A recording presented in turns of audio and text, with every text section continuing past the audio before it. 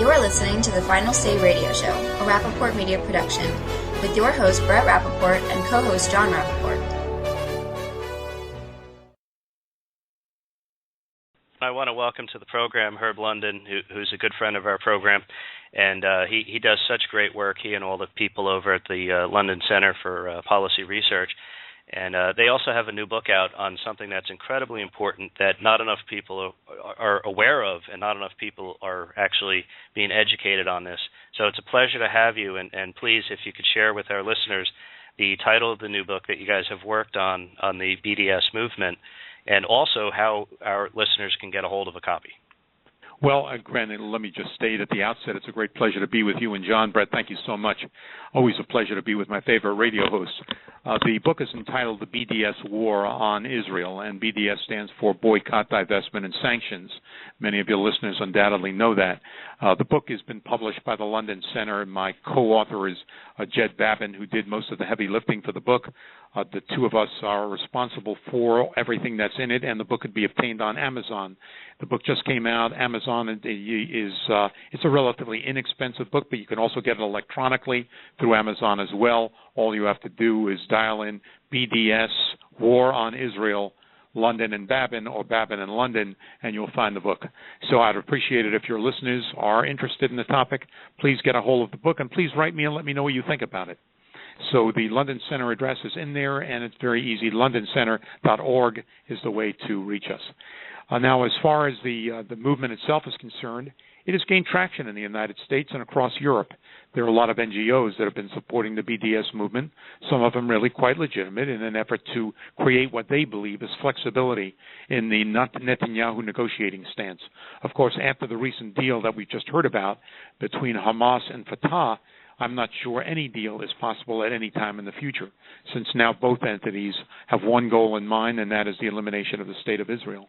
But the movement in American universities has had some very real traction, and there's no doubt that there are many people who now have a revised view of what I would describe as the Arab narrative, believing that there is some catastrophe that the Jews committed in 1948 when the Israeli state was created by taking a land away from the Palestinians and doing so in an arbitrary fashion. And that is one of the reasons or justifications for the right of return. Of course, that story is not true. It's a lie. It's fraudulent, but it doesn't make any difference, because a lie repeated 1,000 times soon becomes the truth. That was Chairman Mao who made that comment, and one of those, even though I don't often quote Chairman Mao, he was absolutely right about that.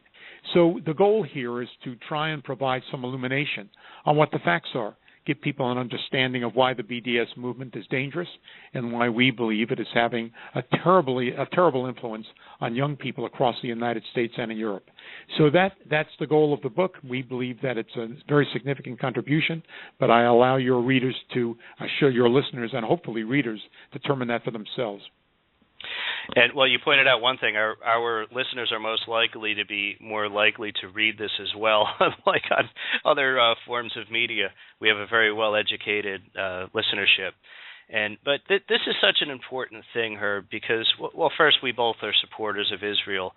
But this is a history that goes back thousands and thousands of years, and it seems that not just this movement, but a lot of other movements have been trying to rewrite history as if it just started 50, 60, 70 years ago, and they want to forget everything else that happened before then. And I want to point out something, because I actually experienced this on the college campuses in the United States, both as a student and afterward. And it seems to me that a lot of the groups that would be behind the BDS movement were starting to take footholds in the early 90s on the college campuses, and they've continued to grow, and I'll call it, in a sense, radicalize young students into thinking differently from what most people in America had previously thought. And I think it's actually very dangerous. It's something that should be addressed specifically on the campuses. Well, I spend a lot of time on university campuses, and I have to tell you that your observation is correct. We have seen the radicalization of the student movement, in part because of an alliance between the Muslim student organizations and many of the Jewish groups, including Hillel, that have been compromised to an extraordinary degree. It used to be that Hillel would never say anything that was negative about the state of Israel. In fact, it's built into the charter of Hillel's. But now they're saying we have to have an open forum where all points of view are considered. And then you have to look at something like J Street and the influence that J Street is having in the Jewish community. And so the narrative has gained ground not only with opponents of the Jewish people, but Jews themselves. The New Israel Fund was created in large part to provide funding for the BDS movement. So it is astonishing to me to see this kind of transformation that's taking place in the United States and elsewhere that is a clear and devoted anti-Zionist movement. And if you recognize the fact that anti-Zionism is racism, and we should state it that way, then maybe you can somehow cut down some of the aspirations of the anti-Zionist movement. But anti-Zionism, in my judgment, is racism. And just as we talk about being anti-black as being racism, we should say anti-Zionism is racism, and we will not tolerate it. Now, curiously, as you've already pointed out, when one talks about the state of Israel, we only talk about the last 66 years. And President Obama made the same mistake. But Jews lived in this territory long before the state of Israel was created. In fact, in the 1850s, there were more Jews in Jerusalem than Arabs. And so people do not know anything about the history. Not merely that Israel was the home of the Jews for thousands of years, but Jews continued to live there continuously from the beginning of time, or at least the time, recorded time, to the present. And so when we talk about this being a homeland, it is not a homeland that was created as a result of the catastrophe in World War II. It's a homeland largely because this has been the Jewish home for centuries. And in the blood of the Jewish people, it is bred in the bone. It's very much a part of our history and our lives.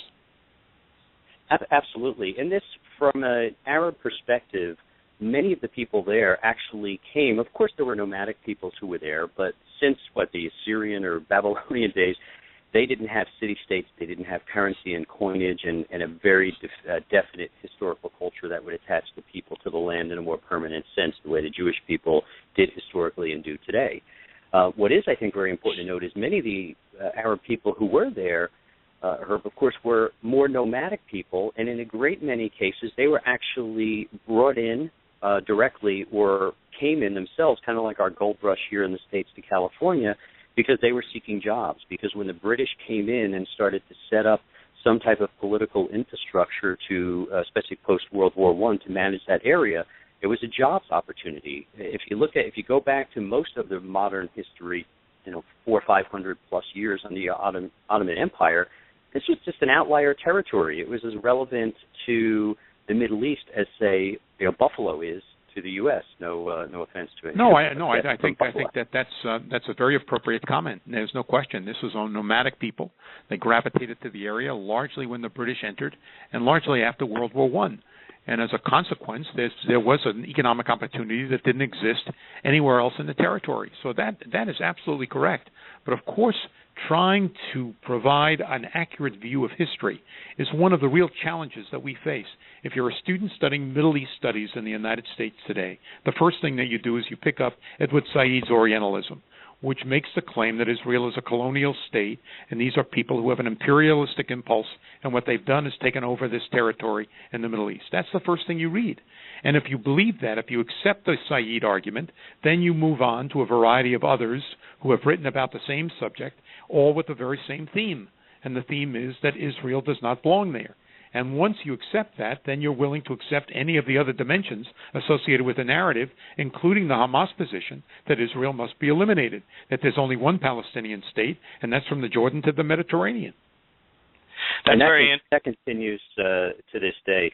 Herb, I just want to let you know, by the way, this is such an important subject that I am actually on my way tomorrow to Israel for a week.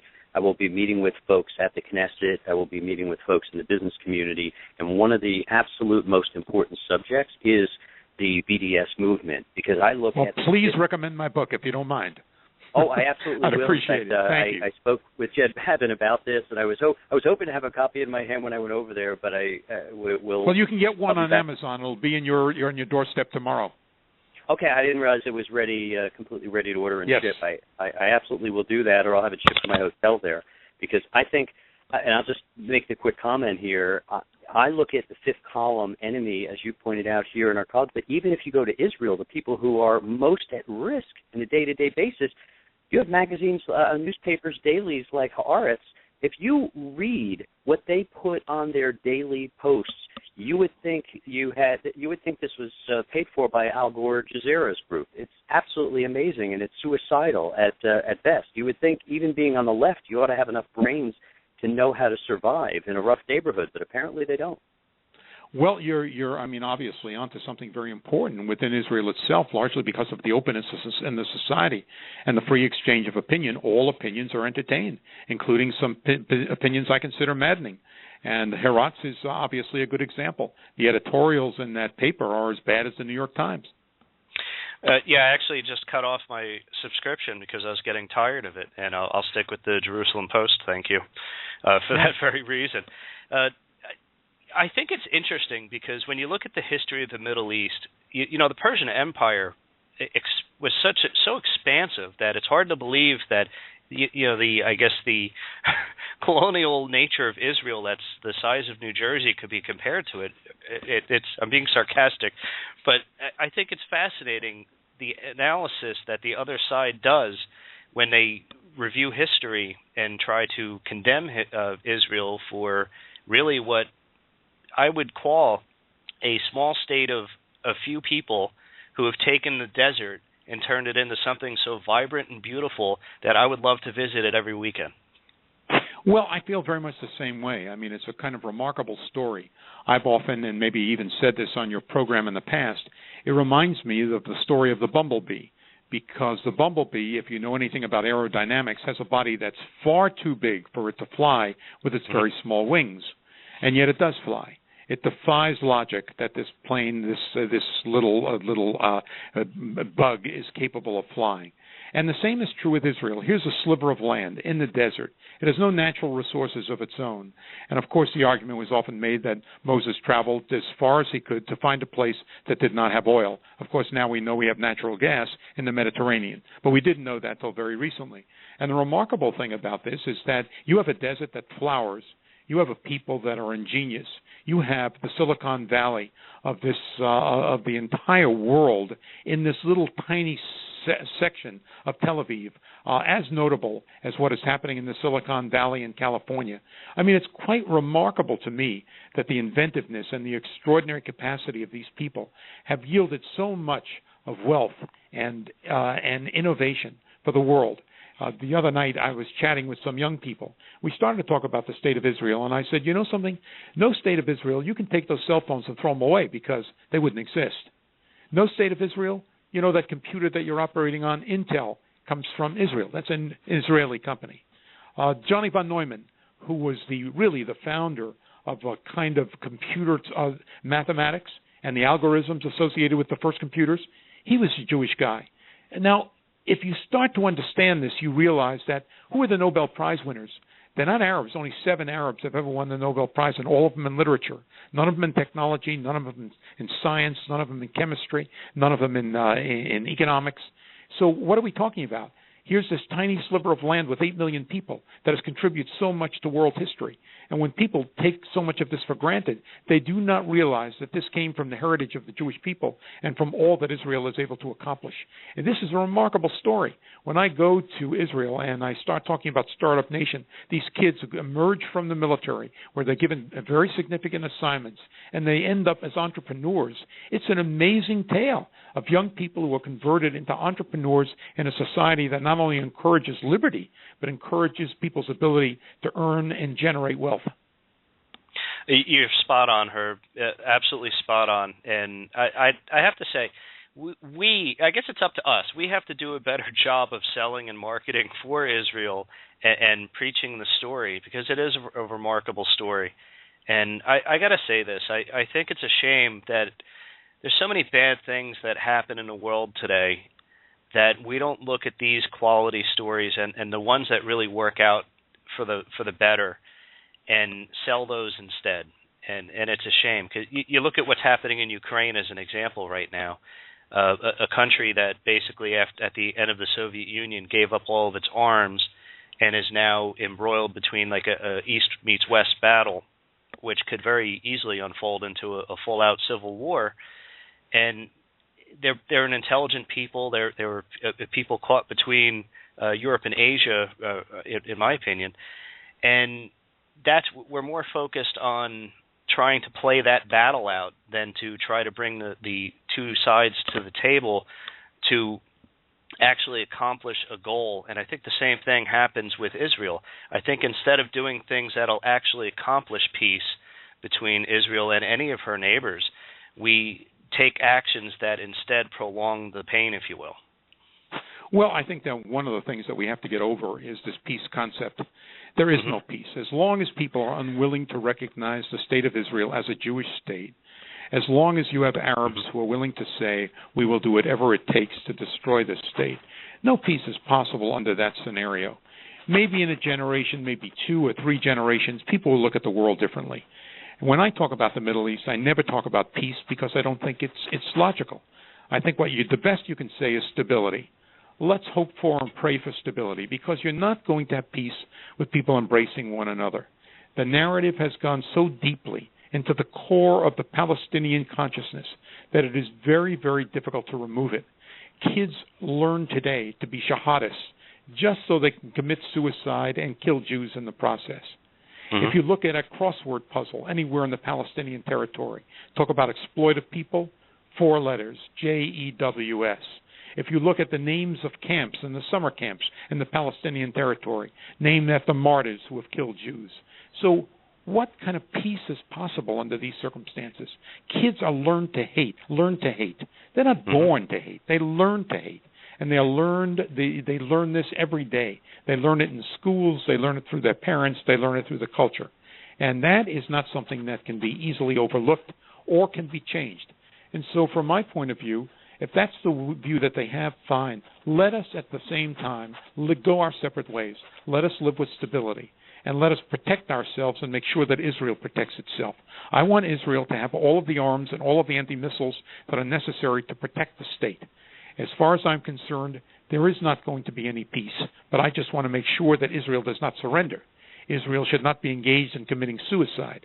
And fortunately, the military, the IDF, is very powerful and understands what it is now facing.